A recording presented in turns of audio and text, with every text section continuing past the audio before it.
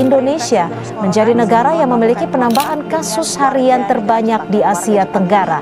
Di sisi lain, saudara, tingkat keterisian rumah sakit pun meningkat. World Indonesia menempati posisi pertama di kawasan ASEAN, jumlah kasus COVID-19 terbanyak dengan 1,9 juta kasus COVID-19.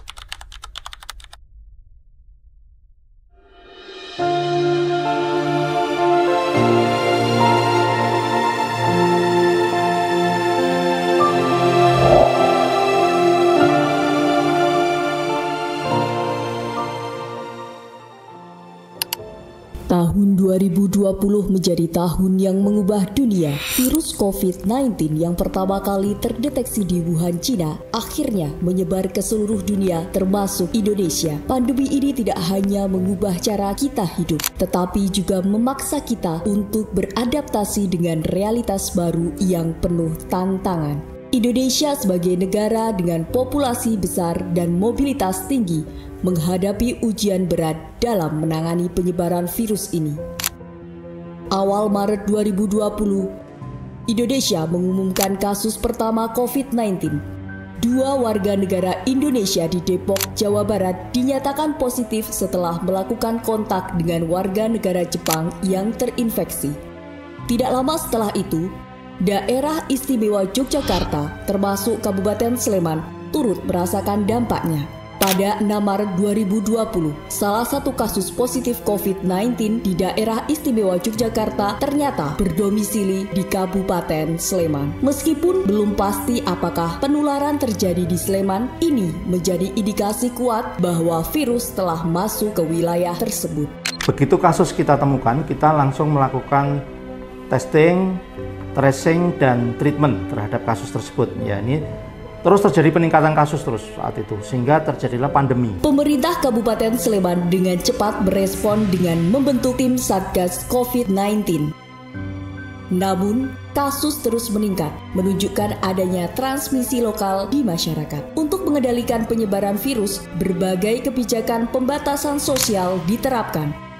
PPKM mulai diterapkan pada Juli 2021 dengan level yang disesuaikan berdasarkan tingkat penyebaran virus. Upaya isolasi pasien dimulai di Wisma Sembada Kaliurang, namun karena jaraknya yang jauh dari pusat kota, akhirnya diputuskan untuk memindahkan lokasi isolasi ke Asrama Haji Kabupaten Sleman. Kami di sana diberi tugas untuk piket 24 jam berkaitan dengan pelayanan COVID-19. Kampanye kesehatan gencar dilakukan. Masyarakat dihimbau untuk menerapkan protokol kesehatan seperti mencuci tangan, menggunakan masker, dan menjaga jarak. Spanduk dan baliho berisi informasi COVID-19 dipasang di tempat-tempat umum. Sementara media sosial dan media massa menjadi sarana utama penyebaran informasi. Pemerintah juga meluncurkan aplikasi Peduli Lindungi untuk memudahkan pelacakan kontak dan monitoring pergerakan kasus. Nah, ini memang kita cukup repot waktu itu, cukup banyak masyarakat yang terserang COVID ini, kemudian harus kita lakukan penanganan. Akhirnya muncul satu inovasi dari kami, yaitu Cita Mas Jajar.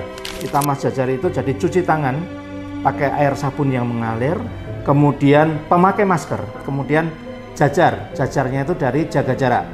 Kemudian kami juga membuat inovasi di Dinas Kesehatan sendiri dengan Canda Mas Covid, cari dan kendalikan masalah COVID. Nah, ini waktu itu penanganan COVID di Sleman, Kepala Dinas Kesehatannya adalah Dr. Joko Hastario MKes, yang karena Canda Mas Covid ini beliau juga dinobatkan sebagai Bapak Penanganan COVID terbaik tingkat nasional. Innalillahi wa inna ilaihi raji'un. Sampun katimbalan sowan dumateng rasanipun Allah Subhanahu wa taala. Tantangan semakin besar ketika varian Delta muncul. Rumah sakit kewalahan menangani pasien yang terus bertambah. Banyak pasien yang meninggal dunia sebelum sempat mendapatkan perawatan. Keparahan akibat varian Delta sekitar bulan Juni-Juli 2021 lah saya. Sampai pernah dalam 24 jam itu 80 layanan pemakaman. Kita putuskan untuk membuka posko dekontaminasi. Kita aktivasi posko dekontaminasi yang menempati area parkir di Dishub. Jadi posko ini tempat mereka beristirahat, tempat mereka dilakukan dekontaminasi. Karena setiap kali habis bertugas itu kita asumsikan mereka itu sudah terkontaminasi COVID. Maka kemudian harus ada proses namanya dekontaminasi. Proses pemulasaraan jenazah pun tidak mudah. Setiap jenazah harus dibungkus dengan plastik dan kain kafan untuk mencegah penyebaran virus. Tim pemulasaraan juga harus memastikan bahwa setiap langkah dilakukan sesuai dengan SOP yang ketat, termasuk proses pemandian jenazah bagi umat muslim. Ketika terjadi lonjakan yang sangat besar, kami sempat kehabisan kain kafan. Biasanya rata-rata ya 5, 10 itu sampai melonjak sampai 80, sehingga kami harus minta bantuan untuk ndodok ke KBI. Untuk apa? Untuk beli mori dan juga plastik. Karena saat itu toko mori itu pada tutup. SOP-nya jenazah harus dibungkus plastik baru pakai kain kafan. Kita penuhilah fardu kifayahnya itu. Ya dikafani dengan baik, disolatkan, ya kita adzani, kita akomati dan sebagainya. Meskipun keluarga itu melihat dari jarak tertentu, dia menyaksikan bahwa keluarga mereka itu diperlakukan, dimuliakan sebagaimana mestinya. Kemudian juga agama lain gimana? Di tim kami itu ada yang agama Kristen atau agama Katolik, sehingga ada layanan itu sesuai. Kami menemukan banyak kasus keparahan itu yang di rumah. Itu adalah mereka yang terpapar itu tidak terlayani oleh layanan perawatan COVID karena rumah sakit penuh, petugas juga terbatas, oksigen saat itu juga terbatas, sehingga kita temukan mereka itu dalam kondisi duduk, meninggal di kursi, jadi menggantung begini. Betapa beratnya pasien COVID itu. Dia menghadapi mautnya sendiri. Pada 14 Januari 2021, vaksinasi COVID-19 resmi diluncurkan di Kabupaten Sleman. Vaksinasi dilakukan secara bertahap, dimulai dari tenaga kesehatan, lansia, usia produktif, dan terakhir anak-anak. Hingga akhir pandemi, capaian vaksinasi di Sleman cukup tinggi, dengan dosis pertama mencapai 95,45% dan dosis kedua 89,97%. Vaksinasi booster juga diberikan untuk meningkatkan kekebalan masyarakat. Setelah adanya vaksin ini, kasus COVID mulai menurun dan vaksinasi ini masih kita giatkan terus. Ada beberapa kali kita berikan supaya terjadi booster. Ada vaksin pertama, vaksin kedua, dan ketiga, semacam itu, sehingga semuanya menjadi kuat untuk menghadapi COVID ini.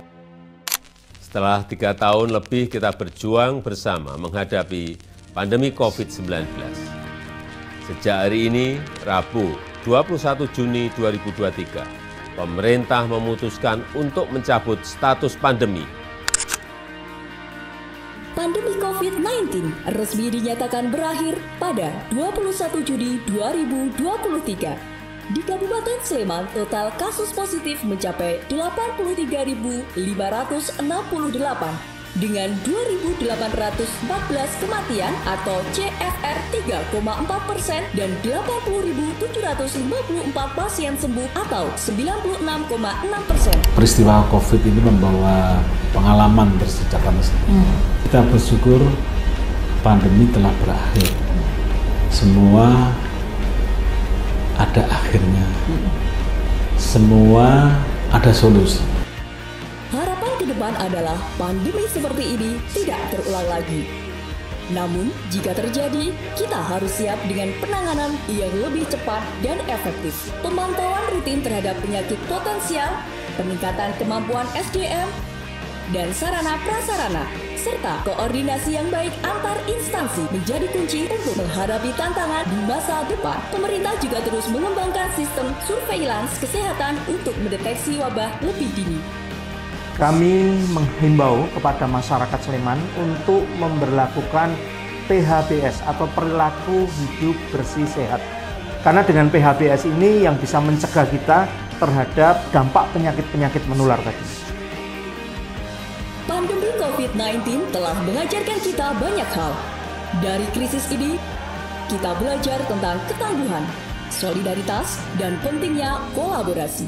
Mari kita terus menjaga kesehatan dan kebersamaan agar kita bisa menghadapi masa depan dengan lebih baik. Pandemi mungkin telah berakhir, tetapi pelajaran yang kita dapatkan akan terus membimbing kita dalam menghadapi tantangan berikutnya.